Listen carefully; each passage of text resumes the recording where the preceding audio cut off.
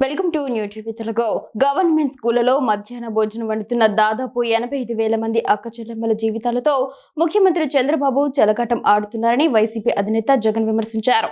దాదాపు 20 ఏళ్లకు పైబడి పనిచేస్తున్న వారు వీరిలో చాలా మంది ఉన్నారని, ఇప్పుడు స్మార్ట్ కిచెన్స్ పేరుతో తన పార్టీ వారి పొట్టలు నింపుతూ అక్కచెల్లెమ్మలను మాత్రం రోడ్డున పడేసే కుట్ర చేస్తున్నారని మండిపడ్డారు.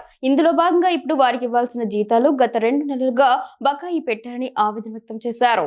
గతంలో మధ్యాహ్న భోజనం కార్మికులకు 1,000 రూపాయలు ఉండే జీతాన్ని తమ ప్రభుత్వం అధికారంలోకి రాగానే 3,000 రూపాయల వరకు పెంచామని జగన్ తెలిపారు. ఎన్నికల తర్వాత అధికారంలోకి వస్తే మరింత మేలు చేస్తామని చెప్పిన చంద్రబాబు ఇప్పుడు స్మార్ట్ కిచెన్స్ పేరుతో వారిని తొలగించి వారి జీవితాలను అల్లకల్లోలం చేస్తున్నారని విమర్శించారు.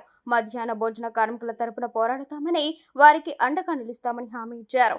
ఇప్పటికే బకాయి పెట్టిన వారి జీతాలను వెంటనే విడుదల చేయాలని డిమాండ్ చేస్తున్నామని చెప్పారు. ఇచ్చిన మాట మేరకు వారి జీతాలను కూడా పెంచాలని అన్నారు.